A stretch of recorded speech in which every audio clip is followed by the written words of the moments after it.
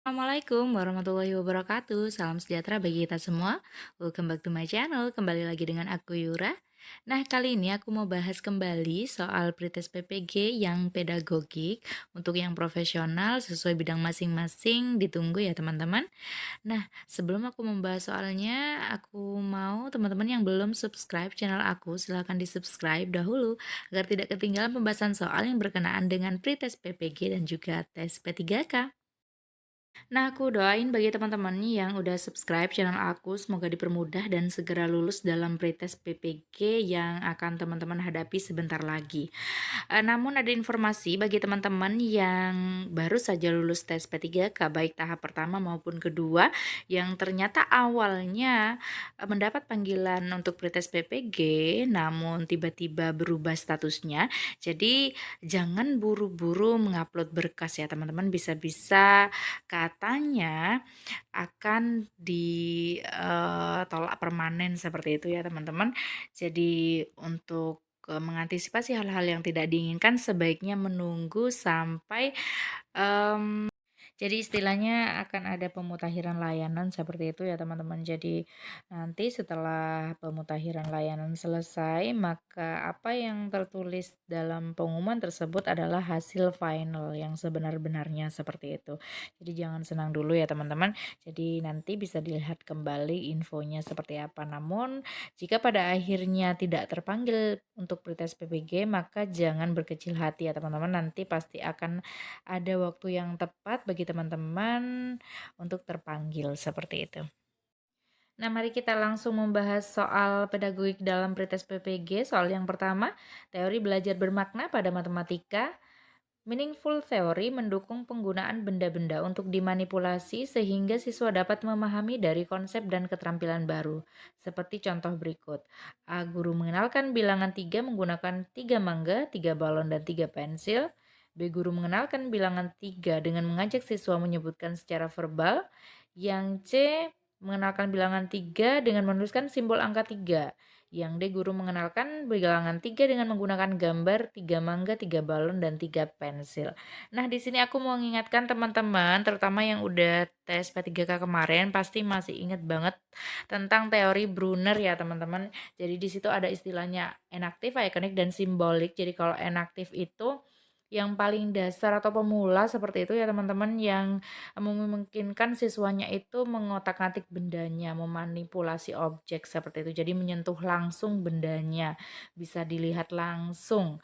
Nah, jadi istilahnya juga learning by doing seperti itu. Jadi belajar langsung. Jadi di sini contohnya sama dengan opsi yang A tadi. Jadi mengenalkan bilangan 3 menggunakan contoh 3 mangga langsung. Jadi membawa buah mangga, membawa balon, dan juga pensil seperti itu.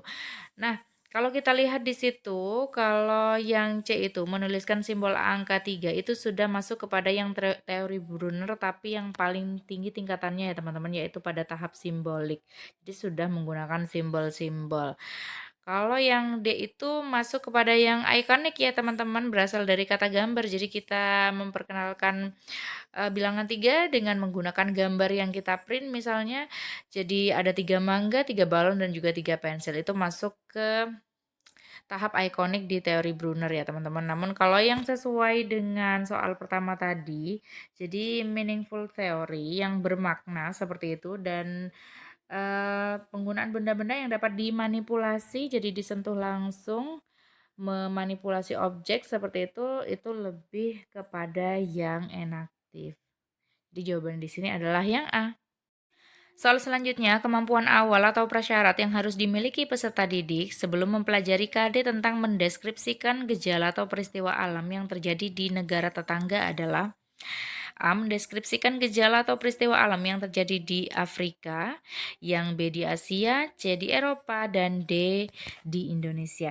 Nah, di sini kan kemampuan awal yang harus dimiliki siswa berarti ya teman-teman. Jadi di sini maunya itu di mana sih? Jadi kan yang terjadi di negara tetangga.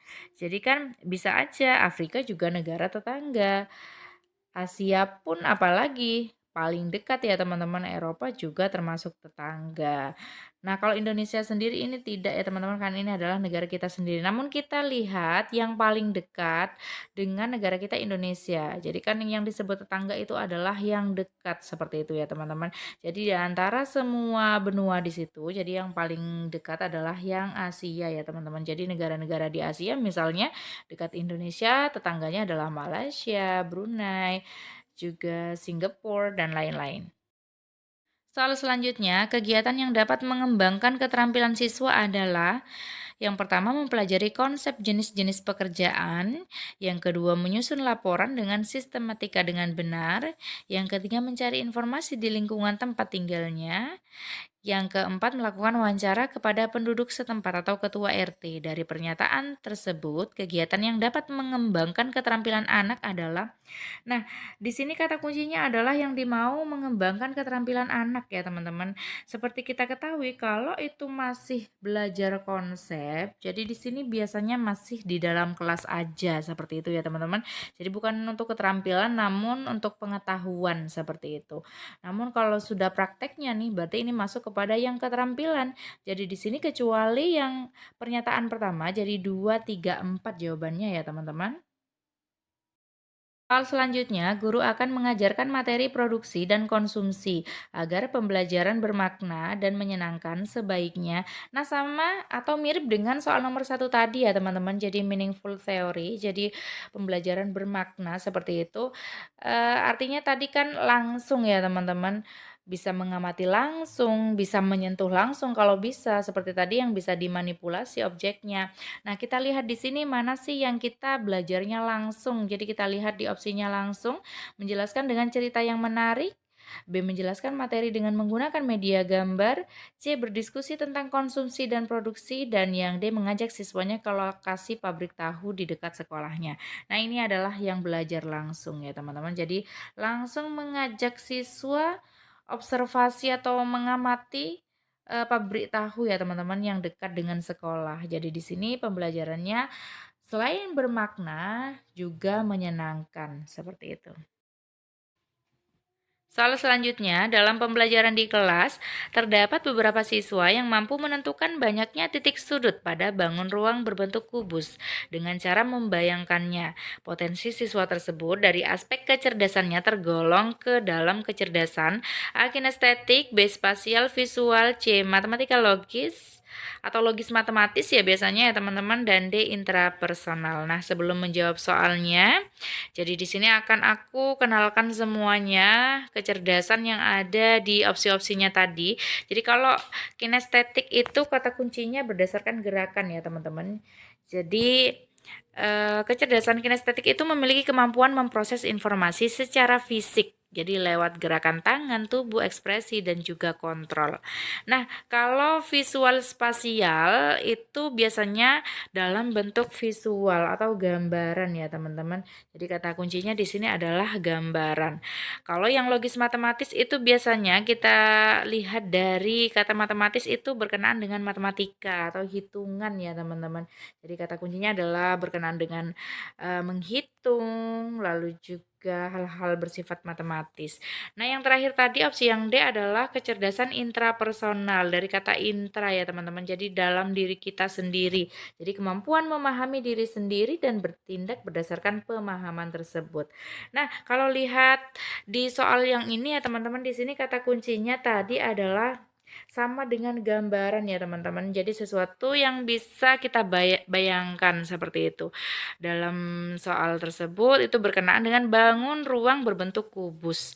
Jadi di sini berkenaan dengan kecerdasan spasial dan visual. Jadi hal-hal yang bersifat visual kita bisa menangkap gambarannya atau bayangannya ya teman-teman. Jadi di sini jawabannya adalah yang B. Pak Sandi akan mengajarkan suatu materi pembelajaran di kelas 10.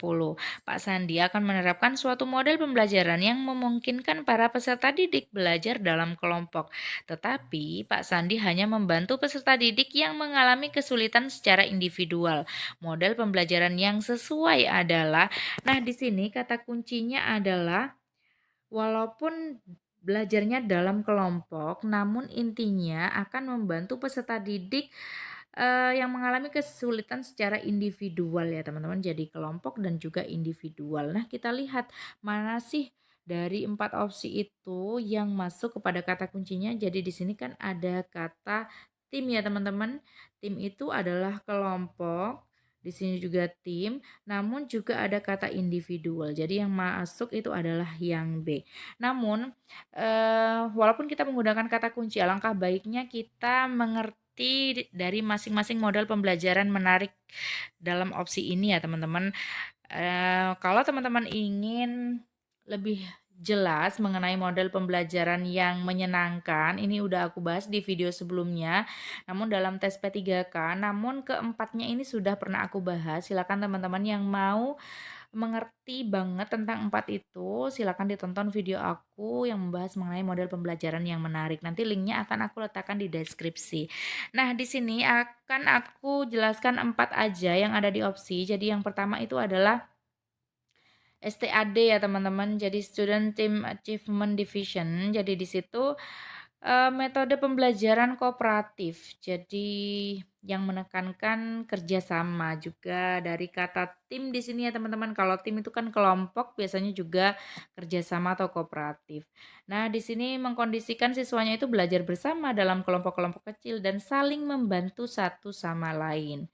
Nah, kalau yang tim assisted itu adalah bantuan terhadap individu atau perorangan dalam pembelajaran kelompok.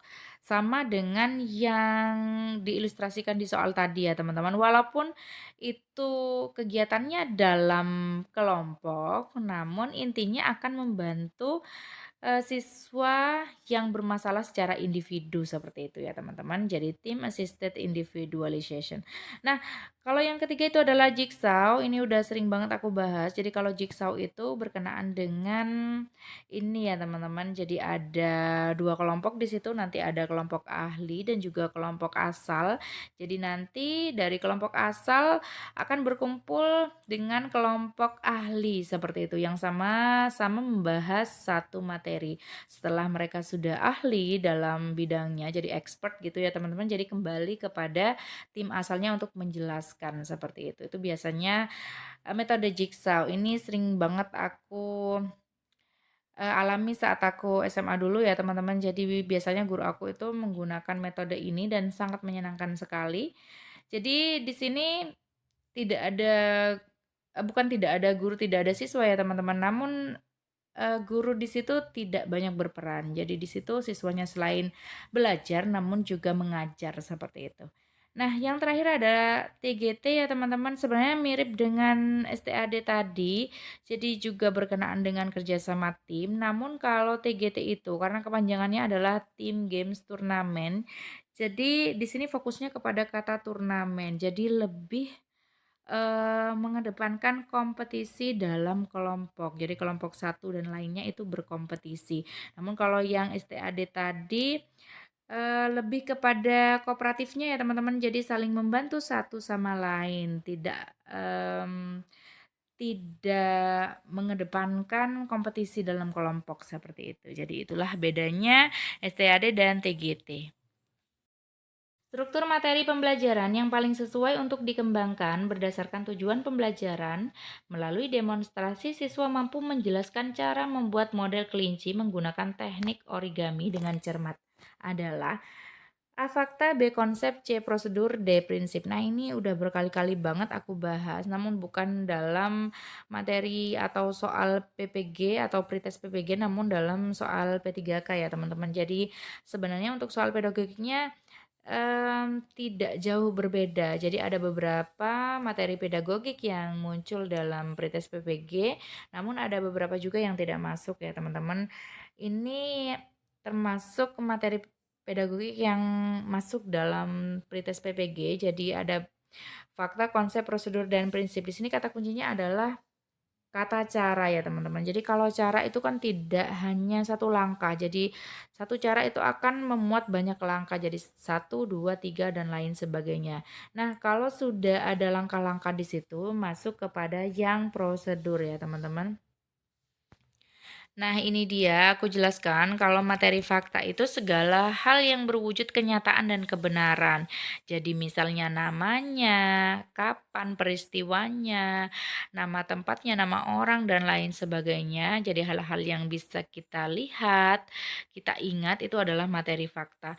Nah, kalau materi konsep itu segala hal yang berkenaan dengan pengertian-pengertian. Jadi definisi, ciri khusus dan lain sebagainya. Kalau prinsip itu berkenaan dengan dalil, rumus, paradigma, dan lain sebagainya. Jadi misalnya hukum juga masuk ya teman-teman.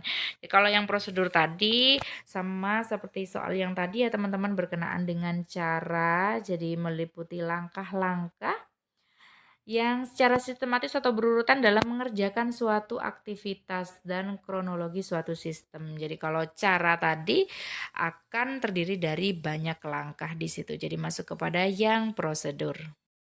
Kemampuan untuk menciptakan memiliki daya cipta atau mampu menciptakan sesuatu yang baru, baik berupa gagasan maupun alat yang relatif berbeda dengan apa yang telah ada sebelumnya, dalam pembelajaran merupakan sikap kreatif guru ketika menyampaikan ilmu kepada siswa. Model yang sesuai dengan sikap kreatif memanfaatkan lingkungan sekitar sebagai sumber belajar IPS SD adalah A. Problem based learning, B. Contextual teaching learning, C. Project based learning, D. Open inquiry, E. Cooperative learning. Nah, kita lihat di sini ya teman-teman, kata kuncinya adalah di memanfaatkan lingkungan sekitar. Jadi harus kreatif seperti itu ya teman-teman, memanfaatkan lingkungan sekitar sebagai sumber belajar. Nah, jadi sesuai dengan konteks kehidupan nyata yang dialami oleh siswa. Jadi di sini masuk kepada yang contextual teaching learning dari kata konteks ya, teman-teman. Nah, kalau PBL di situ biasanya kata kuncinya adalah masalah nyata. Jadi diminta untuk mencarikan solusinya dan lain sebagainya. Kalau project dan juga kooperatif biasanya dilakukan tidak individu. Pada umumnya ini dilakukan dalam kelompok ya teman-teman. Jadi kalau project itu lebih menekankan kepada siswa untuk menghasilkan suatu karya. Jadi kalau kooperatif itu lebih kepada kerjasama kelompoknya. Nah, kalau inquiry terbuka itu mirip-mirip dengan discovery ya teman-teman. Jadi berbasis penemuan seperti itu. Jadi di sini kalau memanfaatkan lingkungan sekitar itu lebih masuk kepada yang contextual teaching learning. Nah, di sini aku udah rangkumkan, jadi bisa fokus kepada yang bawah sendiri berkenaan dengan kontekstual di situ. Jadi materi itu dikaitkan dengan situasi dunia nyata siswa seperti itu.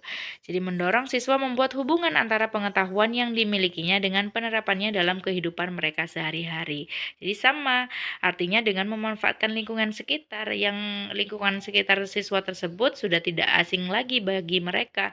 Jadi dijadikan sumber belajar agar mereka bisa mengaitkannya seperti itu. Salah satu alat penilaian sikap adalah penilaian diri, jadi self-assessment. Kegiatan yang dilakukan adalah A. Menilai dengan menggunakan indera, baik secara langsung maupun tidak langsung dengan menggunakan format. B. Meminta siswa untuk saling menilai terkait dengan sikap dan perilaku keseharian menggunakan lembar penilaian. C. Mencatat hasil pengamatan tentang kekuatan dan kelemahan siswa tentang sikap dan perilaku baik di dalam maupun di luar kelas. D. Meminta siswa untuk mengemukakan kelebihan dan kekurangan dirinya dalam konteks pencapaian kompetensi. Nah, kalau penilaian sikap itu ada penilaian diri dan juga penilaian antar teman ya teman-teman.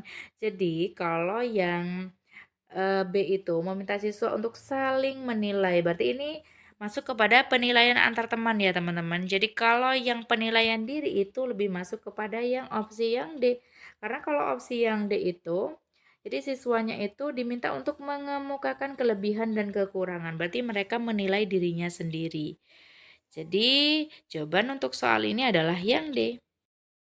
Masalah-masalah berikut ini yang tepat dipecahkan melalui penelitian tindakan kelas atau PTK adalah A. Seorang guru menyadari bahwa saat ini strategi pembelajaran yang dapat diterapkan dalam pembelajaran sangat beragam, sehingga guru tersebut ingin mengetahui manakah strategi pembelajaran yang paling tepat di kelasnya. B. Seorang guru baru saja membaca suatu referensi yang menyatakan bahwa pendekatan kontekstual cocok digunakan dalam mengajarkan materi dalam pembelajaran, sehingga guru tersebut ingin membuktikan kesesuaian hasil penelitian tersebut di kelas yang diampunya.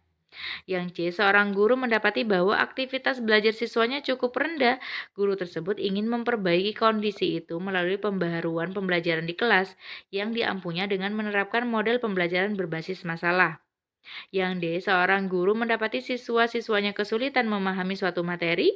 Guru tersebut ingin mengetahui sebenarnya faktor apa yang menyebabkan siswa mengalami kesulitan tersebut. Kalau dalam PTK itu ada masalah yang dihadapi ya teman-teman. Jadi ada masalah yang dihadapi guru berkenaan siswanya. Biasanya misalnya keaktifannya kurang atau juga nilainya rendah, partisipasinya rendah dan lain sebagainya. Jadi siapa yang sakit? Namun setelah itu harus ada obatnya ya teman-teman. Jadi solusinya apa untuk meningkatkan partisipasi yang rendah itu atau nilai yang rendah itu solusinya apa? Bisa menggunakan metode, menggunakan media, dan lain sebagainya. Nah, kita lihat dahulu mana sih yang menunjukkan bahwa si guru ini bermasalah ya teman-teman dalam hal keaktifan maupun dalam hal nilai seperti itu. Jadi di sini dari yang aku lihat yang menunjukkan bahwa siswanya itu bermasalah itu ada di opsi C dan juga D ya teman-teman. Jadi di sini aktivitas belajarnya cukup rendah. Kalau yang D itu kesulitan memahami suatu materi. Nah, tidak hanya masalahnya saja, namun guru itu harus menggunakan atau mencari solusinya ya teman-teman. Jadi solusinya apa, akan menggunakan metode apa, akan menggunakan media apa. Nah, kita lihat di sini untuk opsi yang C itu ada solusinya ya teman-teman. Jadi menggunakan model pembelajaran berbasis masalah. Namun kalau yang D itu tidak ada ya teman-teman. Jadi guru lebih ingin mengetahui saja faktor apa yang menyebabkan siswanya mengalami kesulitan tersebut. Jadi tidak ada solusi di situ, hanya ingin mengetahui apa sih yang menyebabkan siswa itu mengalami masalah seperti itu untuk memahami suatu materi. Nah, jadi yang masuk kepada kriteria penelitian tindakan kelas itu adalah opsi yang C ya teman-teman.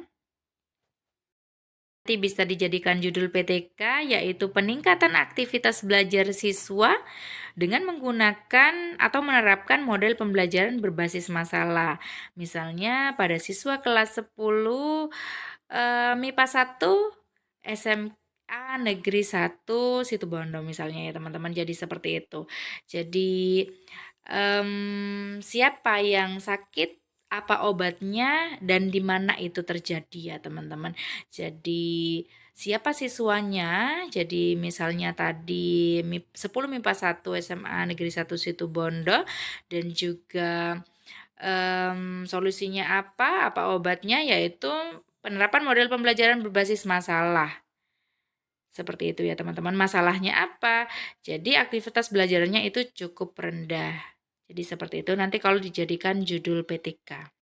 Hasil penilaian dari kajian terhadap kekurangan peserta didik digunakan untuk memberikan pembelajaran remedial dan perbaikan RPP, serta proses pembelajaran yang dikembangkan guru untuk pertemuan berikutnya. Disebut penilaian A semester, B formatif, C otentik, D sumatif.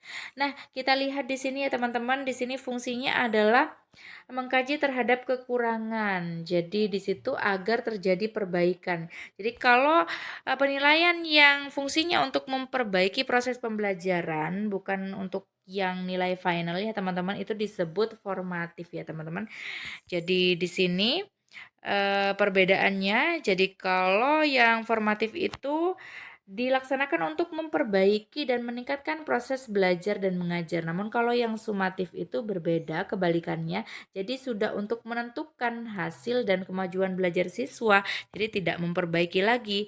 Namun karena soal yang ini adalah mengkaji kekurangan peserta didik untuk akhirnya dilakukan perbaikan, itu lebih kepada yang penilaian formatif. Di dalam standar proses pembelajaran dikemukakan bahwa pembelajaran itu harus interaktif. Maksud dari pembelajaran interaktif adalah A. Yang aktif tidak hanya guru tetapi juga peserta didik. B. Peserta didik dan guru sama-sama aktif dan kreatif. C. Guru aktif menyampaikan materi kepada peserta didik. D. Peserta didik aktif menanyakan hal-hal yang belum jelas. Nah, di sini dari kata interaktif, jadi ada interaksi ya teman-teman antara si pengajar dan juga yang belajar. Jadi guru dan juga siswanya. Jadi harus sama-sama aktif. Nah, di sini yang agak masuk itu ada yang A dan B ya teman-teman. Jadi yang aktif itu tidak hanya guru namun juga peserta didik. Namun yang lebih baik itu adalah opsi yang B karena di sini tidak hanya mengatakan bahwa harus sama-sama aktif namun juga kreatif ya teman-teman. Itu menandakan bahwa pembelajarannya interaktif. Penilaian yang dilakukan dengan kalimat positif tentang aspek melaporkan tugas yang diberikan, aktif bergaul bersama teman dan guru, menghasilkan karya yang estetis, menjalankan kegiatan sesuai dengan minat dan bakat, kemampuan bertanya dengan bahasa yang jelas, logis dan sistematis, termasuk penilaian A. Keterampilan, B. Pengetahuan, C. Sikap spiritual, dan D. Sikap sosial.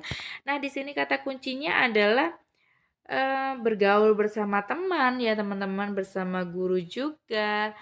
Jadi di sini lebih kepada sikap sosialnya ya teman-teman. Jadi berkenaan dengan sikap kita terhadap lingkungan sekitar, baik teman maupun guru seperti itu. Jadi di sini jawabannya adalah yang D.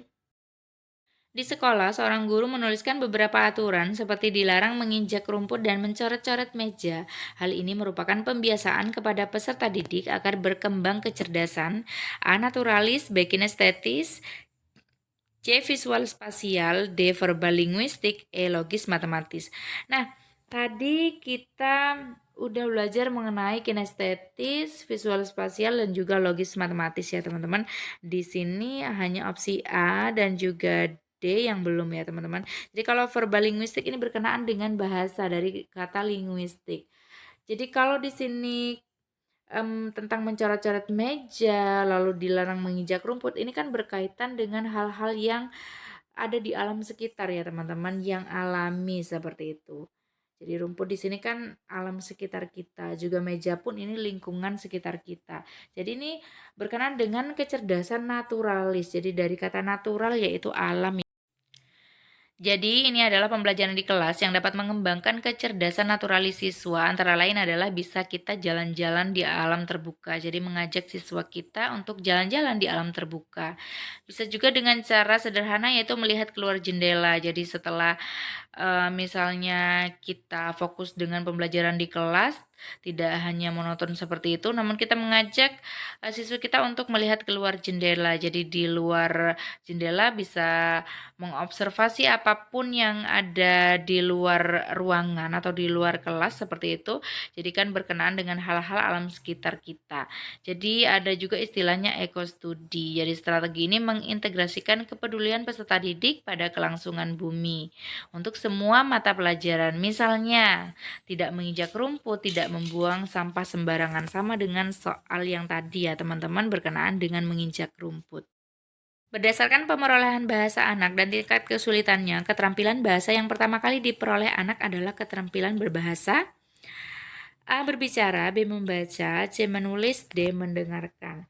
Jadi di sini yang paling utama itu adalah mendengarkan ya teman-teman, baru anak bisa belajar berbicara. Jadi kan awalnya bisa mendengarkan apa yang dibicarakan oleh orang tua misalnya atau keluarga seperti itu. Pada akhirnya akan meniru, jadi berbicara seperti itu ya teman-teman. Jadi awalnya memang dari mendengarkan. Jadi kan kebanyakan anak yang tunarungu pasti akan tunawicara seperti itu ya teman-teman. Jadi di sini yang pertama adalah mendengarkan. Soal selanjutnya, indikator soal menyebutkan tempat-tempat penjualan produk hasil home industry. Butir soal yang harus disusun adalah, nah di video kemarin kita sudah belajar berkenaan dengan cara menulis atau membuat soal pilihan ganda. Jadi ada kaidah penulisan soal, ada 3, jadi materi, konstruksi, dan juga bahasa. Jadi kalau soal yang harus sesuai dengan indikator itu yang memenuhi kaidah materi ya teman-teman. Jadi di sini yang sesuai dengan indikator, karena di sini KKU-nya adalah menyebutkan, maka pertanyaannya atau soalnya juga harus menyebutkan ya teman-teman. Jadi yang paling tepat itu adalah opsi yang disebutkan tempat-tempat pemasaran home industry. Ridan, seorang guru SMA, menerapkan metode Cooperative Teaching and Learning atau CTL dalam pembelajarannya. Dengan demikian, para siswa aktif bertanya, belajar kelompok, melakukan penyelidikan, serta membangun pengetahuannya dan pemahamannya sendiri. Pembelajaran demikian merupakan aplikasi dari teori belajar A. Behaviorisme, B. Konstruktivisme, C. Kognitivisme, dan D. Humanisme. Nah, di sini ya teman-teman, jadi kata kuncinya adalah siswa itu aktif membangun sendiri pengetahuannya dan juga pemahamannya. Jadi dengan melakukan penyelidikan dan lain sebagainya. Jadi siswanya di situ dituntut aktif daripada gurunya. Ini adalah teori belajar konstruktivisme dari kata konstruk ya teman-teman. Jadi membangun seperti itu. Sampai di sini semoga bermanfaat, semoga lulus pretest PPG. Jangan lupa di like, comment, dan juga subscribe. Wassalamualaikum warahmatullahi wabarakatuh.